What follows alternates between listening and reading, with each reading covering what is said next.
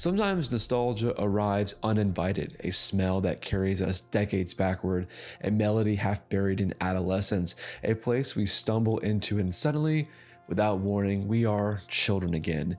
Time folds in on itself, the present holds its breath, but nostalgia can also be summoned.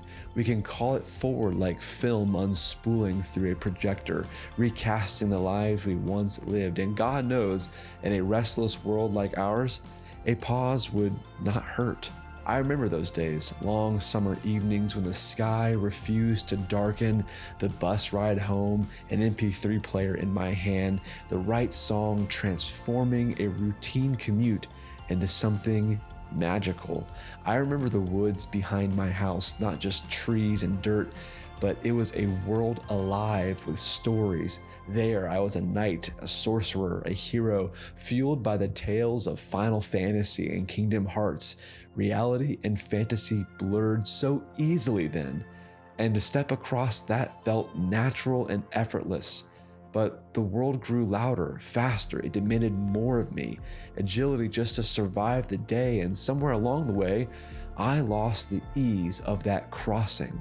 I lost the quiet magic of being fully present in wonder. So I chose to slow down, to step back, to time travel, if only for a moment, to return to a beloved place, to a beloved time, to find the fragments of myself that I thought were gone forever, but really they were just waiting to be remembered.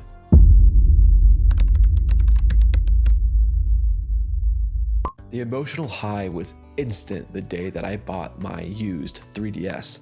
The moment I held it in my hands, memories came flooding back. Memories of Mario 64 DS, the late night races on Mario Kart, and the quiet charm of Animal Crossing on the original handheld. Each cartridge was like a key unlocking not just a game, but an era of my life, reminding me of the pure joy that portable gaming once carried. By some miracle, I had kept those original game carts, even though the console itself was long gone. Pulling them out of storage and brushing away the years of dust, I felt the thrill of a reunion. One by one, I slid these carts into my new 3DS, and to my amazement, they all worked. No updates, no patches, just the instant tactile magic of pressing start and being transported, and suddenly the noise of modern gaming and the constant demand for the latest consoles and updates and tech, the compulsion to keep up with technology was quieted, and what replaced it was something simpler.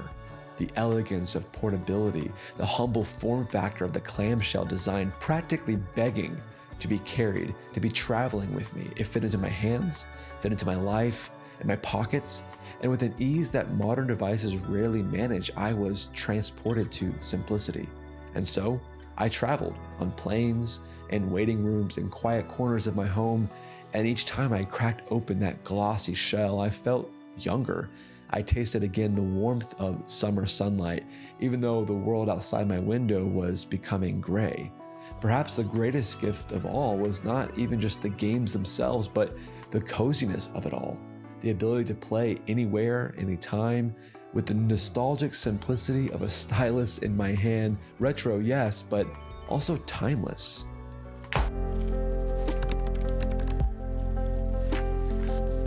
There was more to my journey with the 3DS than just revisiting old favorites. I found myself drawn to the local game store, wondering what I could find amongst those tiny shelves, what secrets they might have for me. Rows of cartridges, some both familiar and others brand new, entirely unknown, gleamed with possibility. A strange comfort settled over me. There would be no new releases, no endless updates, or no pressure to keep up with the new games that might come out.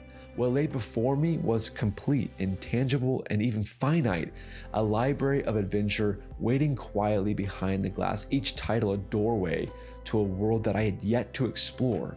So I gave in, and I bought Ocarina of Time, I bought Pokemon, I bought Majora's Mask, and surely I thought this would keep me busy for months, several at least.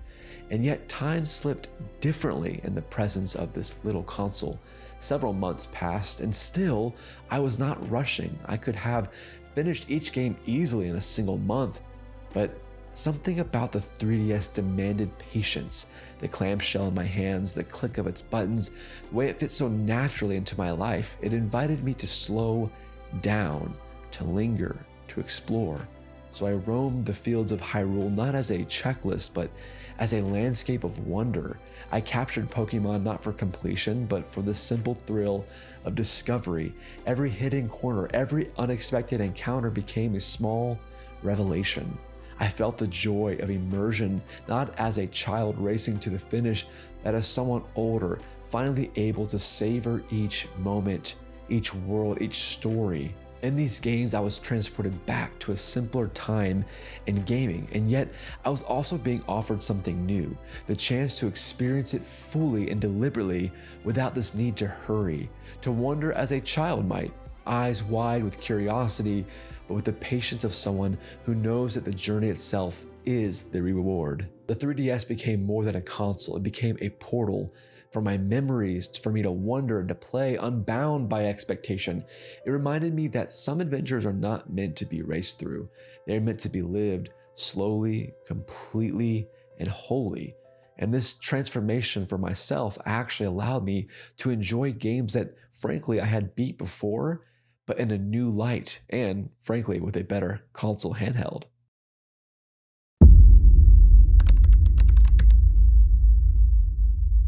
Although I wasn't its original owner, I treated this 3DS as if it had just come fresh out of the box. I inherited it in a state far from pristine, scuffed red shell, a screen worn with age, but with the unmistakable spark of adventure still within it. There was potential there, waiting to be realized, and with the help of an extraordinary community of modders, I breathed new life into this device. So I replaced the shell with a stunning glacier white body imported from Japan, giving it this elegance and purity that my original DS Lite actually had. Both screens were replaced, the digitizer, every button replaced, every detail attended to, until the 3DS was no longer a scuffed red body, but a beautiful, fully white glacier 3DS. It became truly a work of art, a personal homage to the console that once defined my youth. But the transformation didn't stop at the surface, and any true enthusiast knows the heart of a device lies beneath its exterior. It was here that the real magic happened. I upgraded the internal storage to a massive 256 gigabyte memory card. And of course, I modded the system to the very edges and pushed it to its very limitations. Suddenly, this little handheld became limitless. I had homebrew applications and custom tweaks, and digital retro experiences were no longer just curiosities. I had an entire library now at my hands. This was now part of my daily routine. The 3DS, once confined by its own design and limitations and honestly neglect from its developers, has now become a vessel for my own creativity and exploration. It felt like holding the power of the gods in a device that had long been constrained by convention. And in truth, this wasn't about defiance, it was about possibility. This device deserved more than what it was ever imagined for. And now, with every modification, every tweak, every enhancement, it carried more than just my memory or my ROM codes or even different hacks. It carried me. What began as a scuffed aging machine was now transformed into something living and personal. It was no longer just a red scuffed 3DS. It became an extension of my curiosity and allowed me to tap into games that frankly I just never would have had access to. I love the fact that it's personal. The glacier white body reminiscent of my original DS Lite, now having access to both my old games and an amazing community of homebrew titles that just are seemingly limitless. So in the end, this journey with my 3DS is more than just nostalgia or gaming. It's actually been a reminder that joy can be found in simplicity, that patience can turn exploration into wonder, and that even small forgotten things can be transformed into something extraordinary. Every button pressed, every world revisited, every modification made, it all became a way for me to reclaim time in a world that seems darker by the day. My curiosity and sense of freedom have been expanded rapidly, and perhaps that is the truest power of all in this little device. It's not what it can do, but what it allows me to feel, to remember who I was, to embrace who I am, and to find the magic in between the spaces of digital worlds. Thank thanks so much for going on this journey with me about my 3DS. It's been amazing to have. And as always, thank you nerds for supporting me on this channel. All your comments are so supportive. It really means a lot to me. If you want to continue to support me, consider becoming a YouTube member where you get access to member-only videos and even some behind-the-scenes footage of some of my travels and other videos that are trimmed down. You'll get access to the full-length video. Really means a lot to me, nerds. I'll see you on the next one. And also, don't forget to say hello to your grandma. Go check out my other videos. I'll see you soon.